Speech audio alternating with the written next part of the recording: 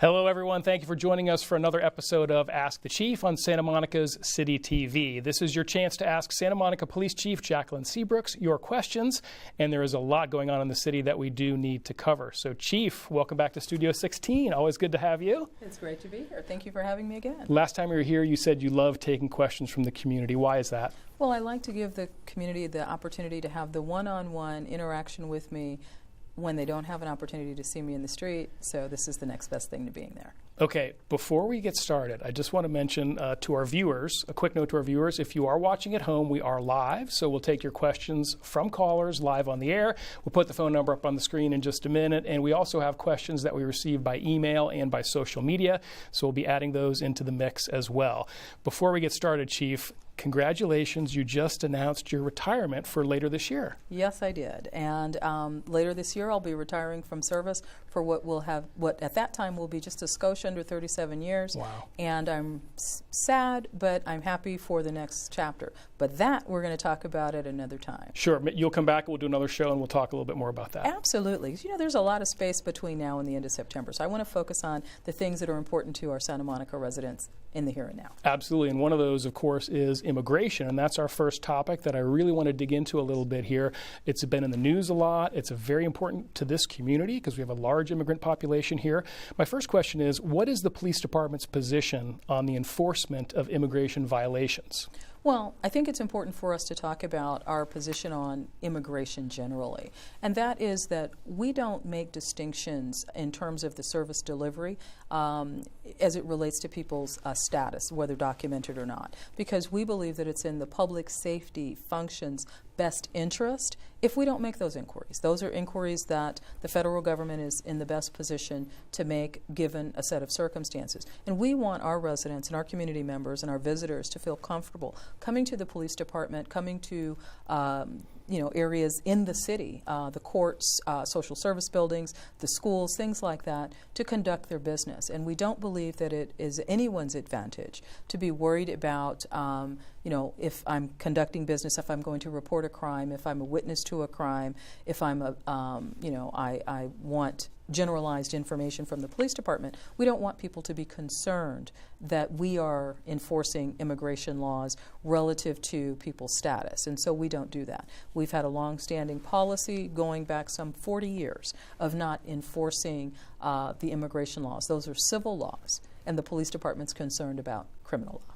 Okay, so just as an example, if someone has a questionable immigration status and they get pulled over for a traffic stop, they don't need to be concerned about an immigration violation or being reported or something like that? Not by the Santa Monica Police Department. They don't need to be worried. Okay. What they should have is a driver's license, and in the state of California, undocumented individuals can receive driver's licenses. So if they're properly licensed, the vehicle is properly registered, we're not making inquiries about a person's status. And even if they're unlicensed, even if the vehicle is not properly registered, we still don't make those inquiries because that's not the concern of ours. We leave that to our federal partners in law enforcement to handle those kinds of matters.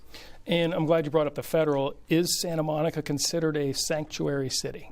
Well, recently the council undertook that question as to whether or not they're wanting to take on the designation as a sanctuary city. And the city has chosen at this time not to do so. However, the city has taken a very clear position on ensuring that this is an environment where the residents, visitors can feel free not to be overly concerned about the enforcement of immigration laws as it relates to civil deportations and things like that.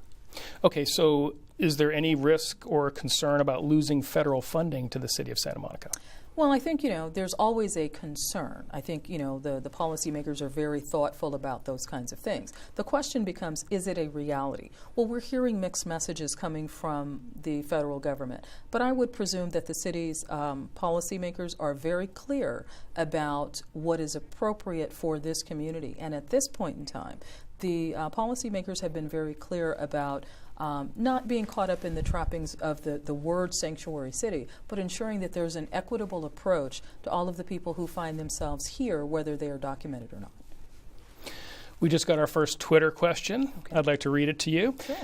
Is there a social worker on site at the Santa Monica jail to protect mentally ill people who might be incarcerated? Okay, we have 2 mental health workers who are on staff with the police department. One is assigned to our homeless liaison program officers, and the other is assigned to our patrol officers. So that what that does is it provides our field personnel with ready access to mental health workers, whether handling in the field situations or if someone should find themselves having an episode in the jail, we want to make sure that they receive the appropriate assistance that's necessary. Okay, back to the immigration question. I have a few more I'd like to get through. What does the department do, the police department do, if it receives a detainer from ICE, Immigration and Customs Enforcement? Well, the Santa Monica Police Department doesn't recognize detainers. What we recognize are the judicial warrants that are required for us to hold someone beyond the time that we ordinarily would hold them.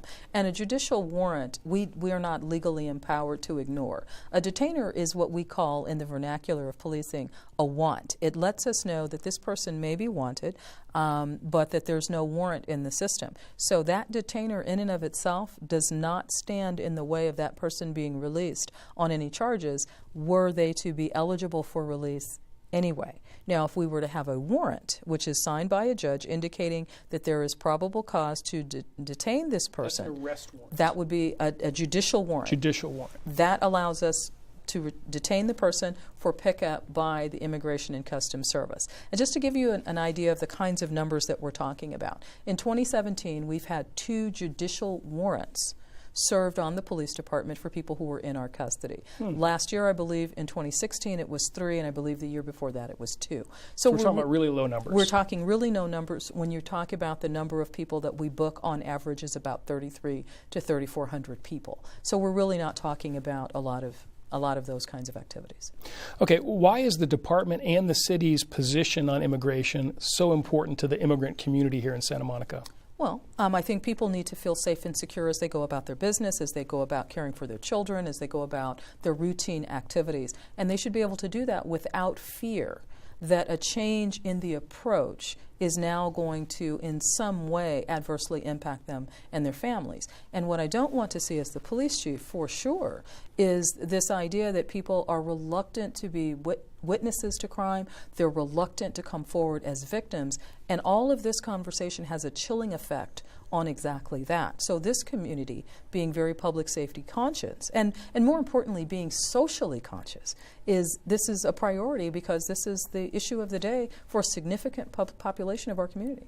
And you touched on my next question. I wonder if you could elaborate a little bit. How does the department's position on immigration assist the police department in doing its job? You mentioned witnesses. Yes. Well, we want people to come forward and assist us with keeping this community safe. And whenever there's these constructs that operate to keep people from coming forward, everyone is disadvantaged.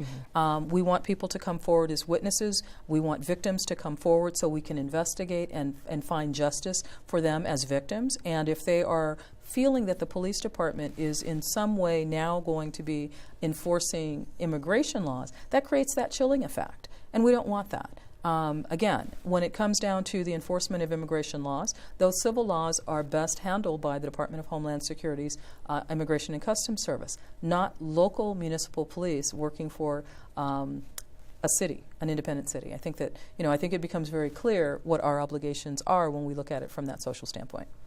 Yeah, that absolutely makes sense to me, but I still think an undocumented immigrant who has an interaction with the Santa Monica police is going to be concerned about this. Absolutely. Any tips or advice for them? Well, what we say is if you're driving an automobile, be in compliance with the law. The law enables an undocumented individual to have a driver's license. Have that license. Make sure that the vehicle is insured. Make sure that it's properly registered.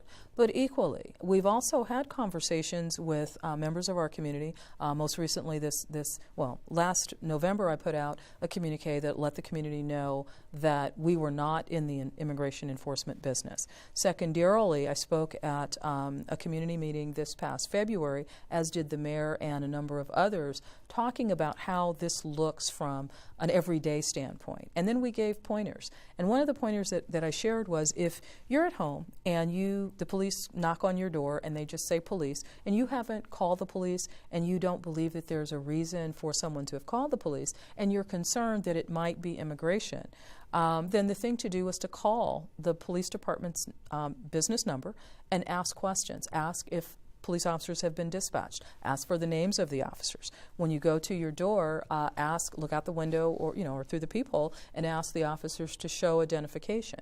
We revisited the idea that the Santa Monica Police Department's uniformed officers have patches on their uniforms. We have 2, and they clearly say Santa Monica Police Department. So we gave tips in conjunction with attorneys who specialize in immigration law on the kinds of things to do to help better have that sense of calm in the face of these issues. But we realize at a very basic level, people are going to be concerned. But concern should not equate to fear, and the police department is here to provide assistance no matter someone's status. And that information that you mentioned, is that accessible to people who speak other languages as well? It absolutely is. What the city has done is to put the information on the city's website in various languages or links to the information in various languages. I know that when we put out our information about our 40-year-old policy against immigration enforcement, we put it out in English and in Spanish, and then we received information from the city's communications office that they were going to translate that into as many as potentially 13 different languages. Wow. So we want our community's residents to know exactly what's going on, exactly what the city's stance is, and of equal importance what the police department's stance is.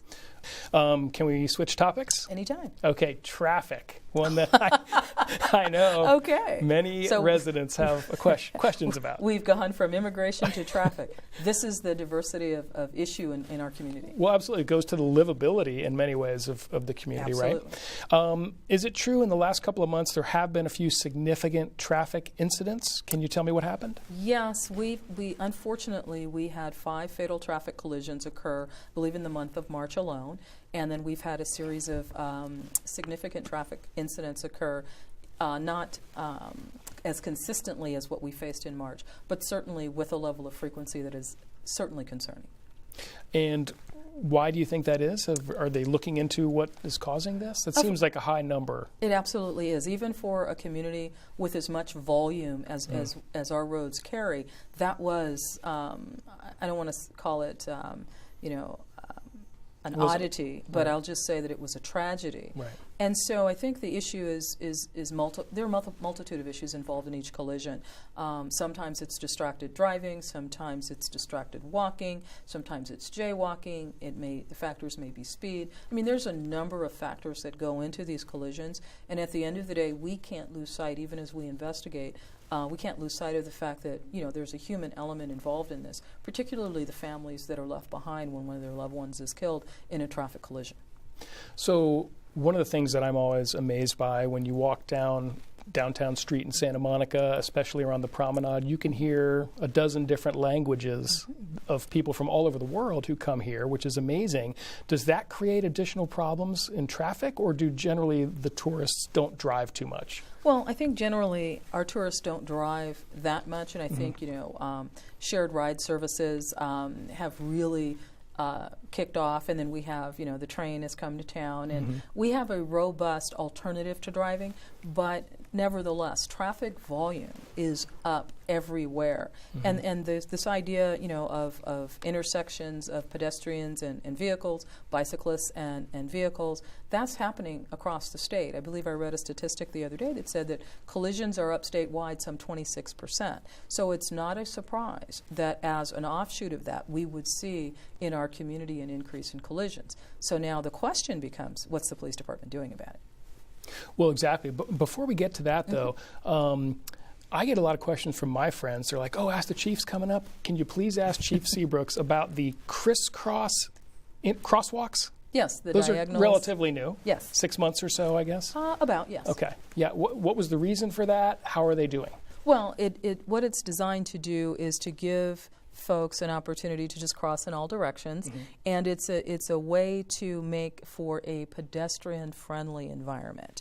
And so, to the extent that we've seen, people love them. Motorists not so much. They're a little confusing at first, but what comes with them are more what we call directional control signals. So you'll see signals for bicycles. You'll see signals letting vehicles know that right turns are safe. and then you'll see the pedestrian scramble, meaning the pedestrians can scramble in any direction that they like. And then the crosswalks have a very distinctive pattern to them, and I think each intersection where you find those scrambles has a different design element. So it creates a tie-in in that way. But they seem to be working very well. Pedestrians are moving, and every time I see one, it's chock full of peds. Oh, absolutely. And on that note, I have seen many bicycles go right through the crisscross when it's pedestrian walk, and I'm not going to admit that I've done it myself, but because I don't want to get a ticket. But that is illegal? Well, or what's the story on that? Technically, if you're in the bicycle travel lane, the bicycle travel lanes do transfer through the crosswalks, but you have to be careful. And when you're talking about riding where there's a lot of pedestrians, it's a much safer bet to walk your bicycle, and then you resume in the bicycle travel lanes. So I don't know that I'm going to give you a ticket for what you've just admitted, but I would tell you to be very cautious because you don't want to hit a pedestrian on a bicycle. Well, exactly, yeah. Sometimes late at night, though, like if there's nobody around, I've seen bicycles go through, and I just didn't know if that was exactly the best thing to do. Well, as long as their light is green, it's probably okay.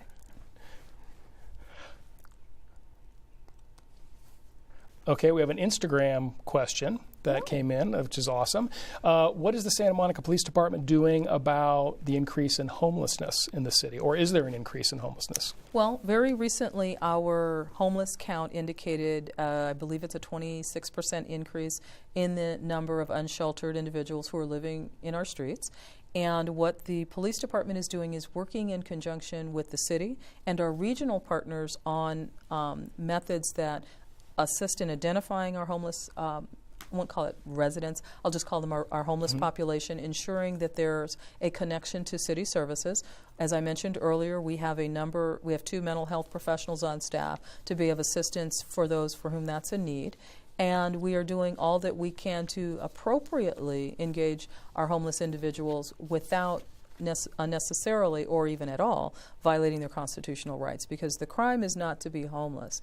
So we have to make sure that we're balancing our approach so that what the police department is focusing on are those behaviors that are manifesting in ways that are illegal. Not focusing on the homeless issue as an issue in and of itself. But we are also sensitive to the fact that the numbers have gone up, and where it doesn't feel socially conscious for people to be living in the street.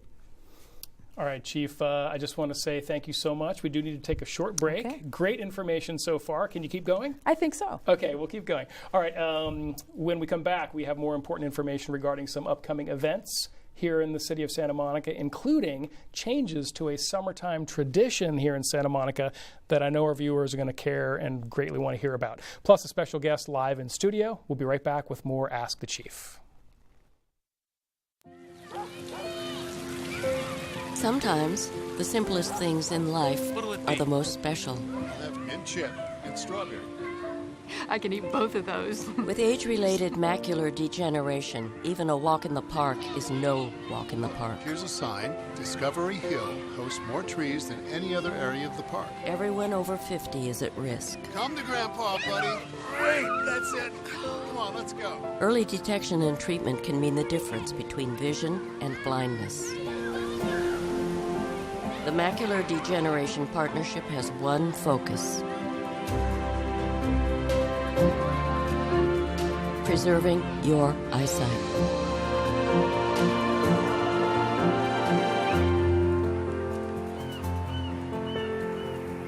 What a beautiful day. All because of you. Visit amd.org for more information, and please get tested. I have invented an algorithm that will revolutionize data compression and storage. Do you have a place to meet potential investors? Do you know how to build an app? Do you know the basics of fundraising? Or how to utilize social media? Do you even have a business plan? Well, no. Then why don't you just ask a librarian? I can help with all that. Santa Monica Library, the perfect partner for your startup. At the Boys and Girls Club of Santa Monica, we build long-lasting relationships with our kids. Love, friendships, Support. Trust. learning. I know, fun. All that and a lot more. We're not just a club. We're family.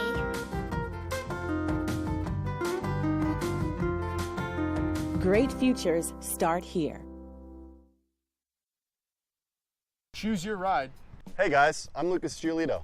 And I'm Tyler Heineman. While we both might play in different Major League organizations, we grew up here in Santa Monica playing Little League together. So on behalf of the city, the Santa Monica Police Department, and your loved ones, we urge you to make that smart choice when you go out on the town with your friends. Have a good time, but please don't drink and drive. We want to make sure that you get home safe every time. Choose your ride.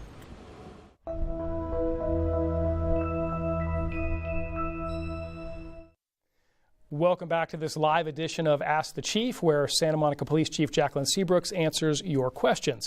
If you have a question for the Chief, please call the number on your screen, 310-458-4950. Chief Seabrooks, we've already covered a lot of great information. Thank you so much. We've got some calls in from Twitter and Instagram questions. That's good. Yes. I want to pick up on traffic, a couple more things, starting with, are there any particular areas of the city that see more traffic incidents than others? Well, there are some areas where we've had challenges over the longer term, Lincoln Boulevard being one of them. Mm-hmm. And what I'm happy to report is that Lincoln Boulevard will be undergoing some pedestrian-related improvements as well as some traffic flow improvements in the coming months. And it's designed in part to respond to the roadway issues that may have contributed to some of the collisions because of speed. Okay, and what would you advise pedestrians, drivers, bicyclists about being safe, especially as we approach summertime, where there's a lot more traffic on the roads and a lot more tourists around? Well, I always say, being prepared and being careful is important, because what that does is it makes us all responsible for our own safety. But equally, we have to be mindful that there are rules to driving, there's rules to bicycling, and there's rules to being a safe pedestrian and doing all of those things safely. So we have to be mindful of that. And then there's always those things that sometimes I get in trouble for saying because they're not necessarily things that are rooted in law. And I've had people say, well, there's no law that says I can't wear dark clothing at night when I ride my bicycle. And I say, well, that's probably very true. But a wiser person wears something that's reflectorized if they're out late walking or they're out bicycling, because it's important. I've had other people tell me that it's not a shared responsibility for pedestrian, bicyclists, and motorist safety. And I said, well, sure it is. Every person has an individual responsibility for themselves, but the social contract that governs such activities says that we should do no harm. And so that means being careful, being thoughtful, driving with heads up, defensiveness, because safe driving is no accident, safe walking is no accident, and safe cycling is no accident as well. And use bike lights, bicycle lights at night. Now that is required by law. That is a law, right? Yes. And is it so after sundown? Yes. Sundown, start the bikes, right. Front and rear bikes, yes. Rear lights, right? Yes. Okay. Anything you want to add about what is the police department doing to try to prevent traffic-related crashes in the city? Of course. We're doing, if we could do a whole show on the things that the police department's doing. But do understand, and it's important for our viewership to understand that enforcement is not the sole avenue for resolving traffic collisions and reducing traffic collisions. It's important that the roadways are engineered properly, mm-hmm. and that they're evaluated for appropriate speed and for conditions that occur over time as the purposes of roads may change. So, there's that component. Then there's the community education component, and then there's enforcement. We actually call it the 3 E's.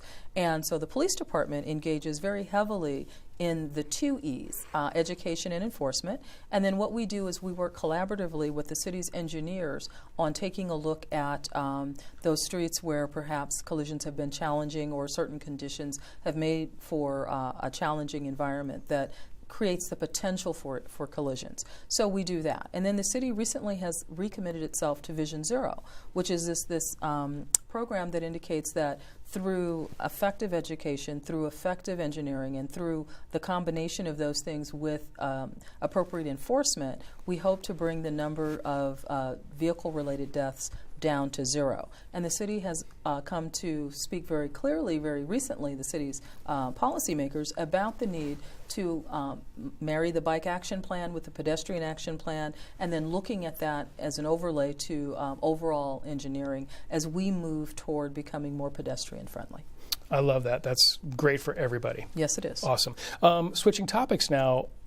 Summer events. Can we talk about that? One of my favorite topics in Santa Monica. What is the new summer concert series this summer? Okay. Or what is new about it? Well, the Twilight Concert Series has been with us for more than 30 years, but over the past 5 years, we've seen an exponential growth of the area of the beach that's immediately south of the pier, and it's been populated by thousands of people who come to take advantage of the warm summer night breezes, the ability to hear renowned musicians playing on the pier in a concert-style venue.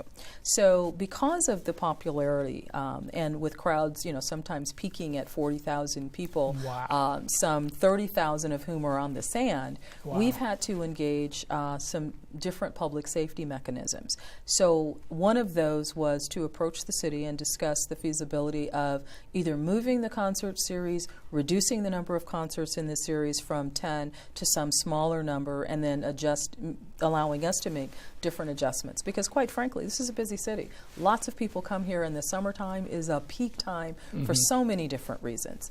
So, as they say, they heard us. And so now, instead of having 10 concerts in the series, there's now 8. We're starting a bit earlier, and we'll finish a little bit earlier so that the police department can ensure that its focus can remain on having a safe and enjoyable community for the people who come for the concert series, who come here to shop, who are just here to take advantage of the beaches, all of those kinds of things.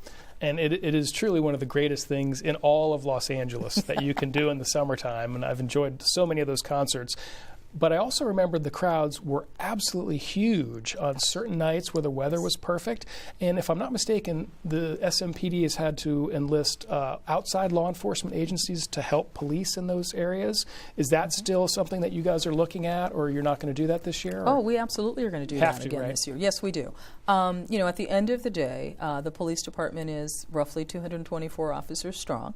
But we still, even as this concert occurs over the what is now to be an 8-week series, we still are obligated to provide public safety services throughout the city, covering 24 hours a day, 7 days a week.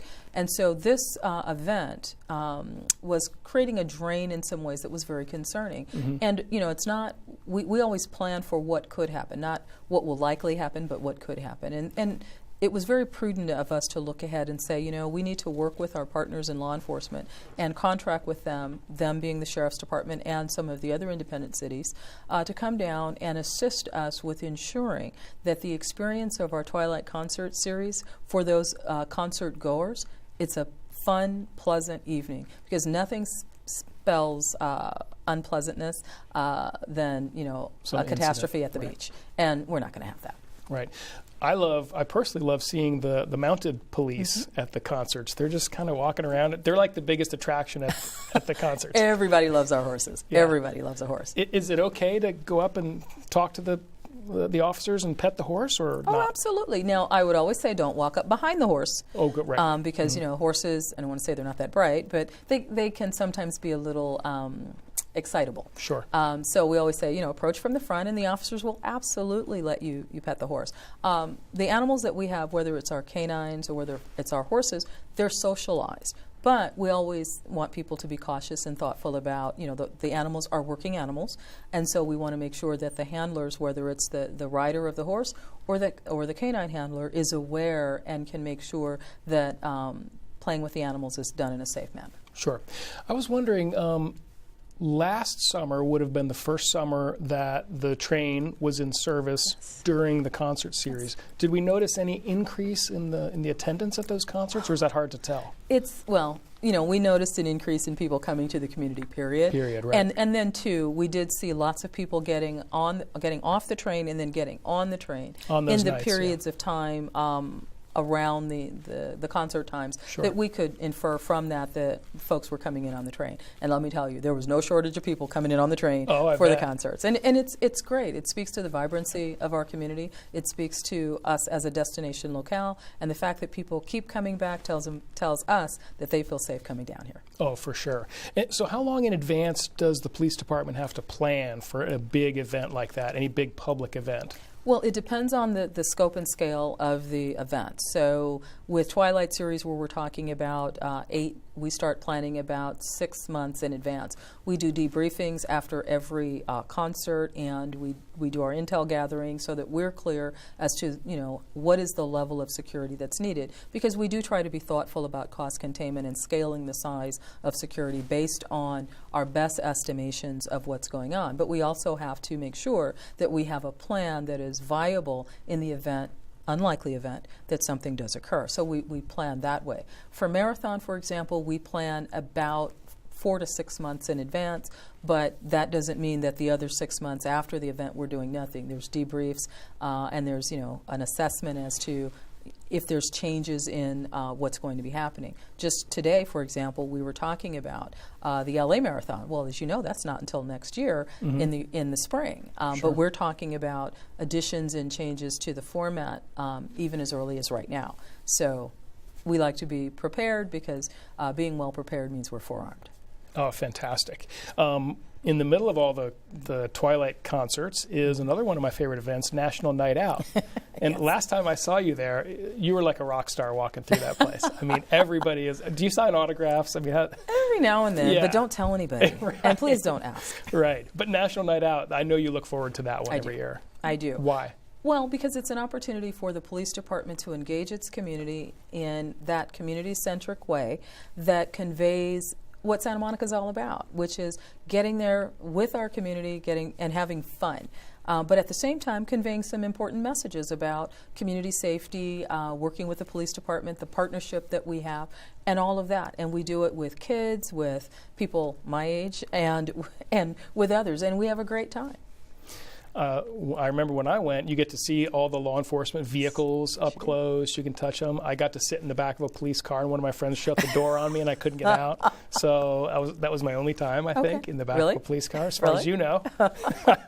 But it's fun. Is there a theme this year? Well, the theme is always public safety and community, and what we typically have to do is wait to hear what the National Night Out sponsors want to focus on. But I always say, no matter what, it's all about community, and it's all about the engagement of the community and the police department. And that happens across the country, right? In thousands of different communities and locations and police departments, right? Yes, and events go from something as simple as leave a light on in support of public safety, all the way up to the kinds of things that we do where we have 2 parks where we have a variety of activities so that area residents can go and explore, meet police officers, see the kinds of equipment that we have, see a movie, play games. There's something for the entire age range to have a great time and really just get to know the police, and we get to know our community even more. And good food, too, as I recall. Yes, indeed. Okay. And you mentioned a little bit about this, but tell me a little bit more about why you're very big on police and community working together for safe neighborhoods, that type of thing. How does the National Night Out sort of help foster community-police relations? Well, I always look back to some of the founding folks in law enforcement. Robert Peel, for example, and he made a statement that the police are the community and the community are the police. And so when you look at the foundation of something like that, it becomes very easy to see the importance of both. You don't have a safe community without a police organization that is dedicated to listening to the community, engaging with the community, and carrying out the business of public safety in a way that the community feels that its standards and its values are upheld. So, and then there's the idea that we can't be this remote occupying force. And that means you have to get to know us, and we have to get to know you. And so much more is advanced in terms of community safety. When you see that police car pass by and you go, oh, that's Officer so-and-so. I met him or her at National Night Out. Oh, there's Officer so-and-so. They spoke at my kid's school. oh, there's the chief. She came and visited at this particular location, and we got a chance to send in tweets and things like that. So, it's a great opportunity that personalizes us, humanizes us in the work that we do, but it allows us to stay in touch in that way that is intangibly important when we're talking about police-community interactions. And it's also a deposit in our goodwill bank, because we all know that there will be those times where something tragic happens, and it's going to be important for us to have those relationships so that people give us that space to listen to what we're having to say, because the time to develop the relationships is not in a crisis. It's when things are good and people can get to know each other and talk to each other and talk with each other, not talk at each other. And you hit on something that I've told all my friends about. One time I had the pleasure of walking down the promenade with one of your officers, and I swear people would run out of the stores and say, "Oh, Officer so-and-so, good to see you." And he knew probably 20 people just walking down the street. So clearly that was sort of one of his beats, and people knew him, he knew them, and there was no hesitation to approach him. Do you specifically try to hire people like that, or is it training, or how do you develop that? All of the above. All of the above, yeah. We like to say that we hire the best because we know what our community expects, and we want those folks who are not hesitant to engage positively with the community, because there's a value that comes to that. It's how you build trust. It's how you build a sense of shared responsibility for community safety. It's how you get away from this idea that the police are an occupying force.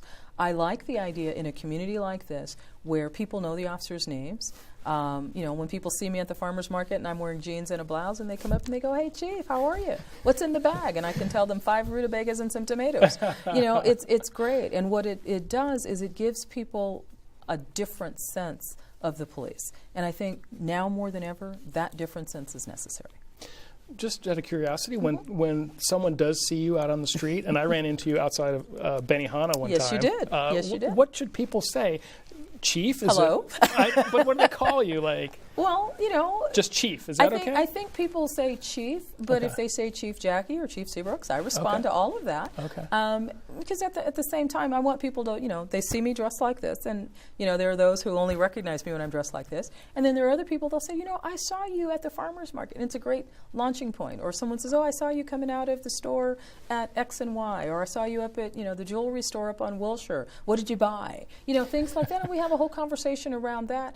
And it's those kinds of interactions that pay dividends. It isn't always about talking to people about police work or, they're a victim or a witness. It's about those social interactions that we have where people see us in a very different light, and they realize we're part of the fabric of this community as well. And we have 30 seconds left before we have to take a break. Any other events you want to point out that are coming up this summer? I have an awards ceremony, promotional ceremony for the police officers. Yes. Every 2 years we do a promotional and award ceremony. And we haven't done that now, I believe last time we would have done that would have been roughly around 2015. So it's time for us to be looking at that again, and we're looking to do something toward the end of summer, the very beginning of fall. Fantastic. All right, Chief Seabrooks, time for another short break. One more block with our special guest coming up right after this. So, folks, please stick around. And while we're in break, we would love to get some more calls from our viewers. If you have a question for the Chief, call us at 310-458-4950. We will be right back with more Ask the Chief.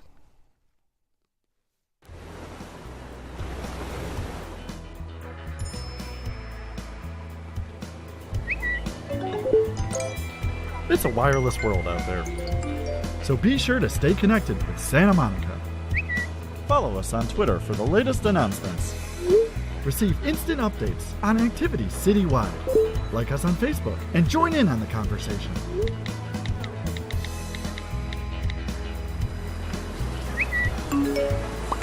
Stay connected with your city. And don't miss a tweet.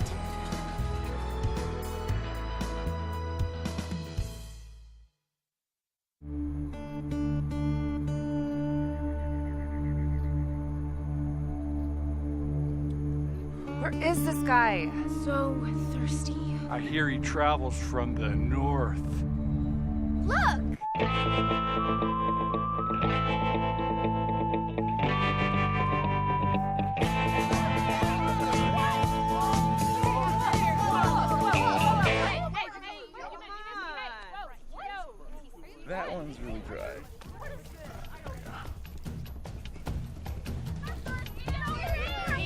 LA is in a drought, yet over half of our drinking water is being used for landscaping.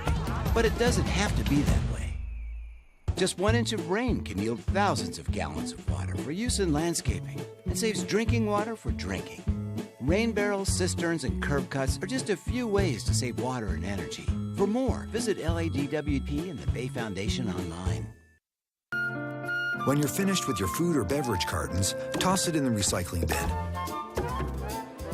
Because every carton is recyclable and can be turned into useful paper products. Put your carton in the bin with your other recyclables and let them start a new life. When the contents are gone, let the carton live on. Recycle your cartons. Jamie Lee Curtis here with a friendly reminder from the Santa Monica Police Department. Drinking alcohol and driving is illegal. So make good choices. Back of the squad car or back of the cab. Choose your ride. Well, welcome back to Ask the Chief Live. We're in studio with Santa Monica Police Chief Jacqueline Seabrooks and special guest Dr. Joseph Matoyer, Ph.D. He is the senior pastor at Axe Church and a therapist and counselor. The topic is the SMPD's chaplaincy program. Dr. Matoyer, welcome to the show. Have you been to Studio 16 before? I have not been. This is my first time, and it's a privilege. Thank you. Oh, fantastic. Yeah. Well, we have a lot of questions for you. But first, Chief, would you mind telling us a little bit about the doctor's work with the SMPD? Sure. Well, Pastor Joe, as we affectionately call him, is a member of the Police Department's Chaplaincy Corps, and the Corps is a series or a grouping of religious leaders from throughout the community who assist us in upholding that sixth pillar of employee well-being by making sure that they're there to look after the spiritual needs of the men and women of the police department. But of different importance, they're also available, should the circumstances arise, to assist our community members if they need assistance as they're going through difficult times. Pastor Joe, how did you get involved with the SMPD chaplaincy program? Well, Chief Seabrooks, and thank you for it, put a call out to all of the clergy in our city and asked us to come to a meeting, a gathering.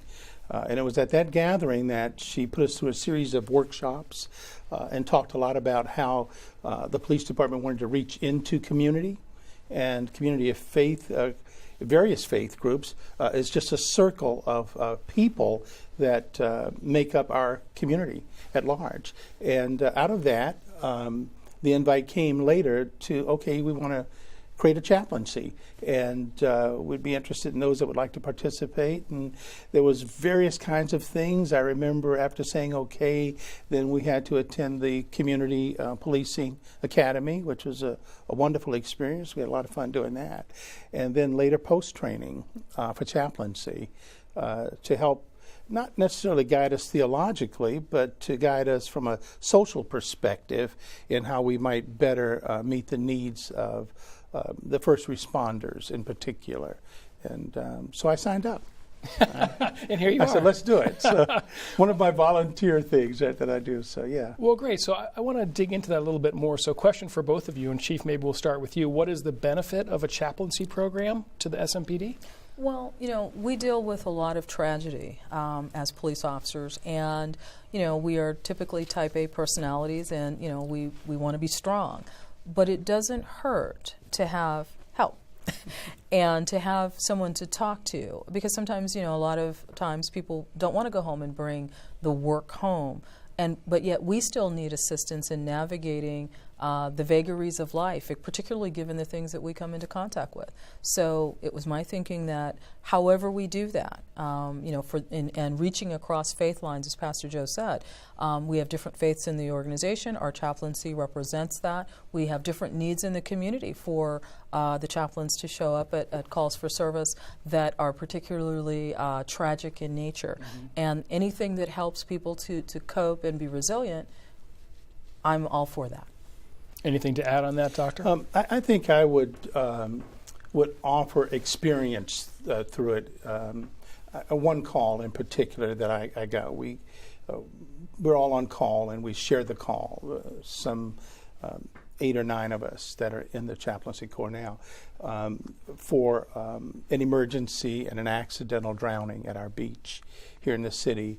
And I was called to meet the police at the emergency hospital room.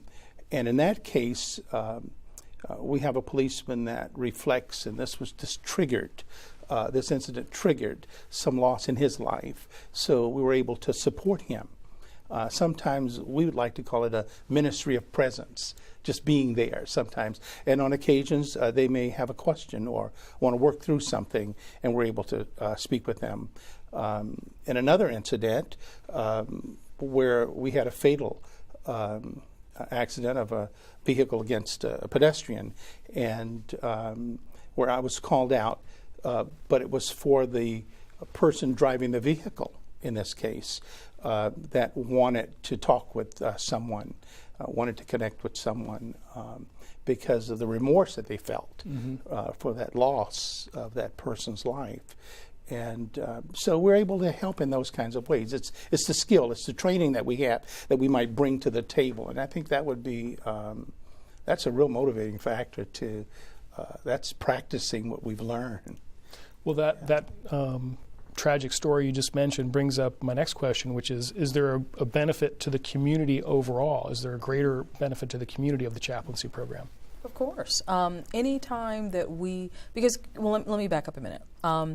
The chaplaincy program is about providing hope and care. It's not about proselytizing and necessarily conveying a religious orientation. Okay, if you don't have this belief system, we can't help you. It's not that at all. Sometimes you just need a guiding hand. You need someone to sit with, to talk to, someone to provide that assistance. And whether it's someone in the building, and we're helping them to go out and do the job and to stay focused on the work, but providing them with the assistance, we have that obligation as far as our internal staff. But equally, as Pastor Joe was talking about, this is also a service that looks externally and provides assistance and support to members of the community who are in need. Doctor, is there anything in your experience, having been doing this for a while, that has changed your opinion of the police force, or something that enlightened you about their job and how difficult it may be? Yeah, definitely. I think the compassion for first responders is something that the ordinary citizen does not think of. Those individuals on the front line leave their families every day. And those families, when they say goodbye, they have no idea what they're going to be facing.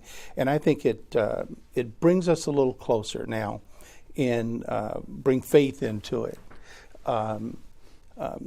They hit the top of my prayer list, as opposed to, in ordinary circumstances, I'm not thinking about those on duty.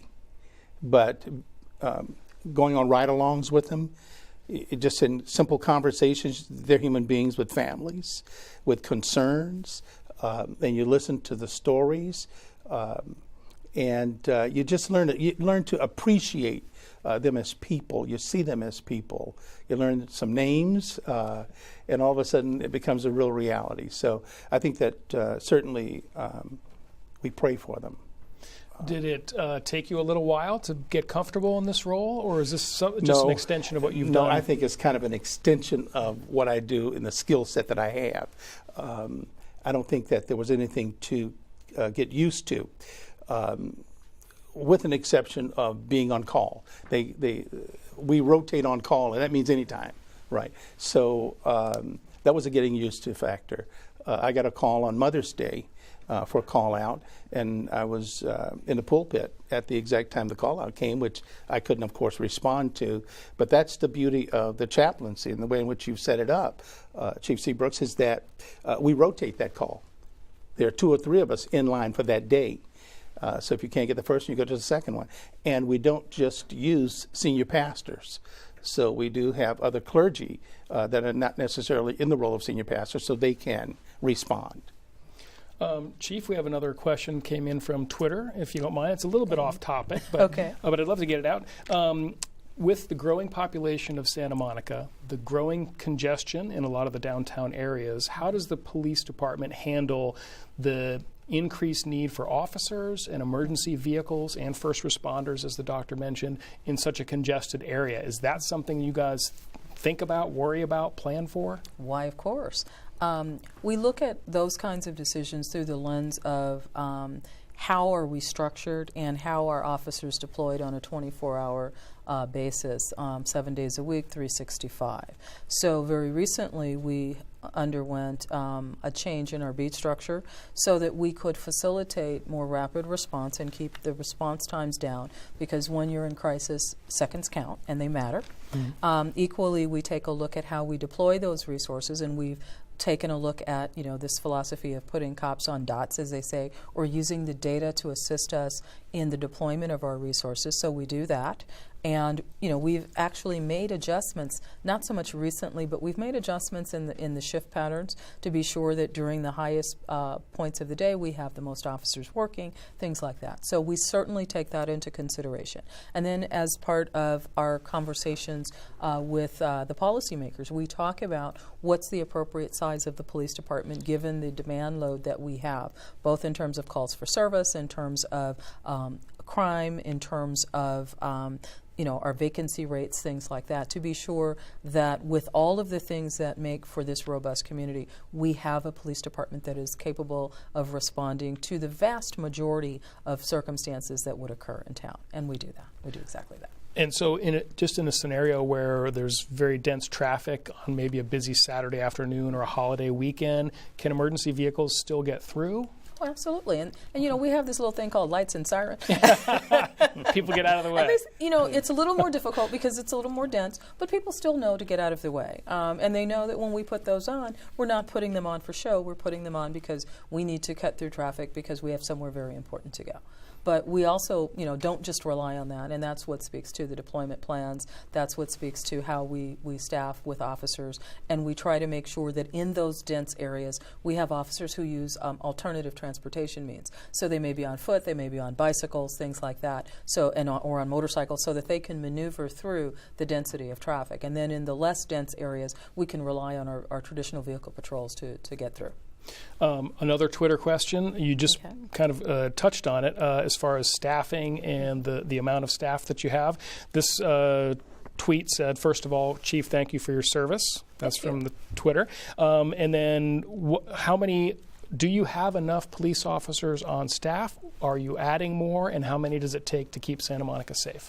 Well, we're currently staffed at 224. I am going to be going before the council in the near term to talk about an addition of staff, because we need to have additional staff to make up less about growing the department exponentially, because we realize there might be some questions about sustainability with that, but to ensure that when we are talking about the number of officers that we have, we're talking about the number of officers that we have, not the number of officers that we have less a percentage who are out because they're injured or on other long-term absences. So the city's policymakers have been very amenable to enabling us to overhire relative to our budgeted amount to ensure that we have the number of officers that it takes to keep this 8-square-mile city safe. Fantastic. Back to the chaplaincy program, if I could, Doctor. So in your assessment, is the chaplaincy program successful at SMPD? And I'd love to hear from both of you on this. Has it been successful? I think it's immensely successful on both sides. And the reason I say that is from the chaplaincy side, as chaplains, we have such a strong group, and we frequently meet, and we're able to share what we feel is going on in the community from the communities that we serve as we meet with the chief and her staff. And then she's able to share with us what's coming up into the community or what we should be paying careful attention to. Another dynamic that I think is awesome is that just recently the chaplains have started doing workshops, very short workshops on key subjects, like, for instance, Chaplain Steve Snook did a workshop on relationships. And we have another workshop coming up by Chaplain Zach, and that's on forgiveness. And we do these workshops for the PD in their roll call. So they've invited us in, and it's a wonderful opportunity just to, again, not from a faith perspective as much, but from the perspective of let's be aware of how to improve our relationships, not just with community and police, but with husband and wife, with girlfriend, boyfriend, with other officers, with people you generally meet. So these kind of human, emotional needs are also being met. So I think that there's it's exciting for us as chaplains. I'll just say this, we hate to lose this wonderful police chief that we have. She's a jewel in this city to start this program. We were so concerned about it, but she's made it very clear that this is an institution, and it's great. We love being a part of it. I think if you just sat and talked with any of the chaplains, they would all have the same feeling about it. And Chief, the officers, the people on your staff, do they like the program? Yes, they do. And cops are an interesting bunch. We are. Some of us jump right in, 100%. Full speed ahead. Others sit back and kind of watch from afar. And I think those who have watched from afar have put their toe in the water, and I've heard nothing but good things. And alternatively, I think it's also good that even as of today, we welcomed a new member to our chaplaincy. So it's wonderful to be able to say that even after 5 years, we're still growing the program. And I envision that it will probably be 50 members moving forward over time. I really think that there's a need, there's a desire, and there's an interest. And so with that in mind, we have nowhere to go but up.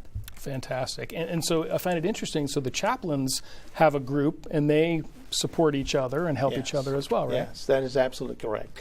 Out of that chaplaincy group, also, the chief has a clergy council that meets exclusively with the chief for the purpose, again, of talking about issues in community from the perspective. So it's kind of a gradation of how it's set up.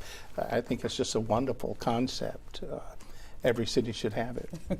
Every city doesn't have it, though. No, every city does not. And I hope that this can stand as, our motto is the benchmark for excellence. I hope that this is one of those programs that can reflect that benchmark for excellence, and that other police departments will take a look at this and see the value in it, because it's important not only for the troops, but for the community, and then also for the clergy members themselves. Yeah. Fantastic. This has been really great, you guys. But I want to ask you one more, Chief. Okay. Of all the TV shows about law and order and law enforcement, which is your favorite and why? What's my favorite and why? Or which is the most realistic? Because some of them don't seem very realistic to me. Yeah. If I really have to pick one, I'm going to go with The Wire. It's not a new program. HBO series it's from the a few HBO years ago. series, Very yes, good. Because they dealt with issues that are very real in ways that really police officers would deal with these issues.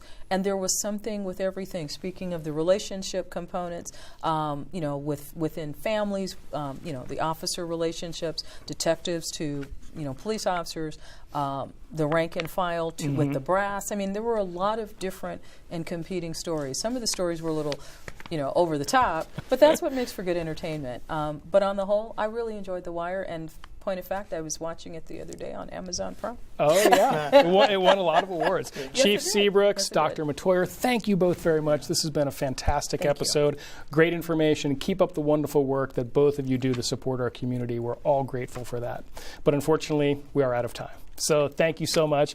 And again, if you guys will come back, we'd love to have you back for another episode. I know you'll be back. Of course. Okay, let's do it before the end of summer, hopefully, if we can. All right, thanks for watching, everybody. If you'd like, you can follow Chief Seabrooks on Twitter at Santa Monica COP for Chief of Police. And we'll see you again soon for another episode of Ask the Chief.